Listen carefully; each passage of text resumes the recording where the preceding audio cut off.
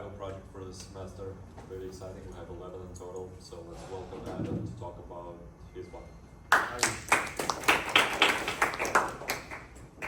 I'm Evan, and I'm going to present the progress on my project. My team isn't here, unfortunately. They're all celebrating Halloween, and I hope they have a great time right now. So, single image super resolution, that's what SISR is, and RWKV is a model that is similar to a transformer, but it's much more efficient in memory and parameter size. And it stands for receptance weighted key value. I'll get to that later. So, when we upscale, we need to have a really good data set. So I chose two data sets, div2k and flickr2k. div2k is 802k resolution images that are extremely high quality. And what we do is we crop them and we to a 48 by 48 little square randomly on the image, then we randomly flip it, rotate it, and whatnot. Same with flickr2k, that contains 2,650 images, and they're also 2k. As you can see, they're all random scenes, so our model learns to upscale a variety of things, not just buildings, not just people, but everything. And when we test our model, we use 5 standard data sets, or testing sets. Set 5, which is just 5 pictures that have been historically used for this. Set 14, which is another 14 additional images to that set 5 data set. Urban 100 is a set of 100 buildings and urban environments. This is a really good data set to show how well your model can perform at upscaling and understanding long-range dependencies inside of an image. For example, how a building facade can transform or can have its structure maintained throughout an image. DS 100 is similar to set 5, and set 14 is just random scenes and whatnot. And Mongo 109 is actually a really good testing set because it allows the model to see how well it can upscale fine lines and artistry from an artist. So, what is RWKV? It is receptance weighted key value, and it is an RNN formulated as a transformer. It is very good for edge devices, in case you're wondering, because it takes up half the memory because it is a linear model. It does not require the O of n squared transformer architecture from attention. So, what makes it so special? It has a receptance, a weight, a key, and a value. Receptance is basically controls how much of the previous information is important to now. Weight is a decay that tells the model how much each channel is important relative to all the other channels. Weight is a vector that controls how much influence key features have on the output. And value is the current features or pixels being mixed with the previous information. Normally, this model is a language model, but some kind people in Shanghai made this model work for images. And rather than scanning the image, let me restart. So, in standard attention, you can see the entire sequence at once through the dot product squared matrix multiplication. With with weighted key value, you scan the sequence one by one by one by one because an RNN. However, the people in Shanghai made it so you can scan the image in both directions at the same time, allowing you to see the entire image at once. That's what this nasty formula is right here. Thankfully, they wrote a CUDA kernel to do it for us. But this has limitations. And that's where we get to RWKV. This basically says, hey, when we scan the image just left and right, we have an issue where we have strong horizontal bias, but we don't really have a lot of vertical understanding. So we're going to recursively scan this image over and over and over, transposing the image, scan it horizontally and vertically and horizontally over and over and over, as many times as we want. In this case, we're only going to do 2, but it can be applied as many times as you want. So, how does our model actually work? What is the architecture?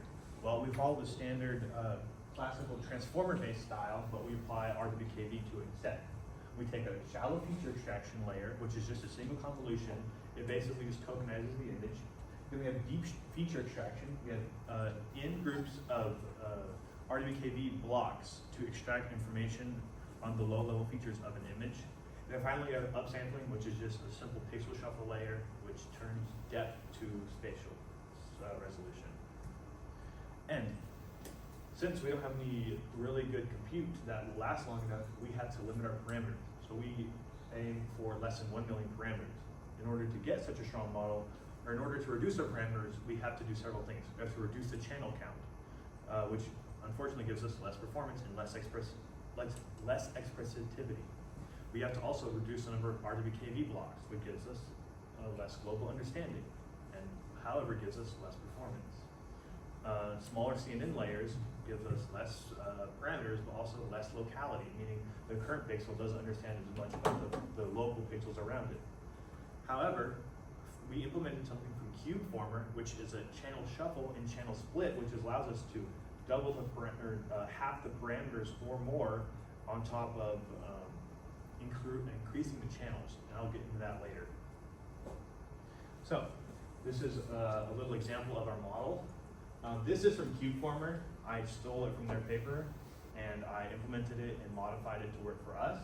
Basically, we take in an input. This is a standard block in our model, and you take in the image. I don't have this. You shuffle the channels, so you rearrange them into in groups. Then you split those channels in half. So every time you split, the model sees different channels. That's very important. And then you have in of these blocks. In my case, I have 6, and these blocks are these right here. This is the standard vision RWKV block. You have a Q shift, which allows a little bit of locality.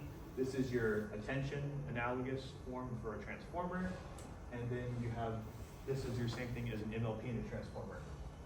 And you run through that 4 times, or 6 times. And then you concatenate the previous input, and you go through an enhanced spatial attention module. This is something, this Q shift module right here is this single quad shift. Restore RWKV invented this omni shift, and we will experiment with that later. Unfortunately, I'm not doing that right now. I'm trying to see just how well this architecture works. So here's another example of the overarching architecture. One of these blocks is this. And the shallow feature extraction is a single convolution, and its high quality image reconstruction is this right here. You basically have your number of channels squared. You combine 4 channels into a single pixel. It is extremely efficient and allows you to get a larger image with almost no actual computation. Here's an example of a model after being trained for 2 days. This is the input, really extremely blurry. This is what you get out of it. So it does work. And the current goals are to take some more features from other papers that I read and my team read, such as the channel shuffle from ShuffleNet, HNCT out of the ESA, which is the enhanced spatial attention that we played around with, and the CubeFormer channel splitting. Are there any questions? Thank you. Yeah, I wanted to know what was the inspiration behind this project? I like pictures, and DLSS is a video version of this. I wanted to see if I could do it for pictures, and it's working so far. Oh, hi.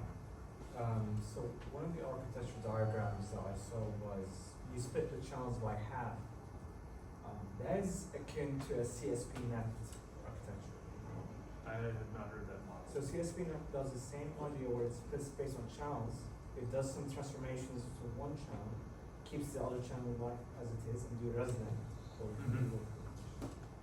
I was wondering was it something that you introduced, or was it something that I saw CubeFormer implement it as a way to reduce their channels significantly. They had a model that was 700K parameters, and then they did this the splitting and concatenation later on with the residual connection, and it reduced their parameters to I think 200 to 300K. What I did was my initial model was 800K parameters, and I was only having 48 channels. So what I did instead was I added a channel split, and I went down to 200K parameters. I was like, holy shit, this is kind of impressive. So, but my model was really struggling upscaling. So I increased the channels from 48 to 64. It went up to like roughly 479K parameters, and I'm training that model currently. What are you using to train the models? My GPU. It has been training for 2.5 days straight. Why don't you use some kind of cloud architecture? What do you mean? We have funds available for. I haven't gotten any. So Uh, I haven't gotten any, so I've just been using my computer. Okay, well, just so you know what happened. Yeah. And if for anyone who wants to train their own model, you can try looking into weights and biases. It allows you to see what your model training looks like live. You can see a nice handy dandy graph of what your model looks like when training. So like And- what's your base, where did you start at, with transformers as a base thing or? Last semester I did transformers and they were extremely compute heavy Okay. and they just take forever to train. So I looked into lightweight models and then I didn't get anything. So then I read about the Apple paper, Attention Free Transformer. Okay. And then I had read about a person who had taken something from Attention Free Transformer and made it into an RNN. And I was like, this is very interesting. So I looked at that and that's where I got it. Okay, so you're building your base from transformers from the Apple paper. The transformer is just the rough architecture. Nothing is with the transformer in this model. Okay. All right, thank you very much.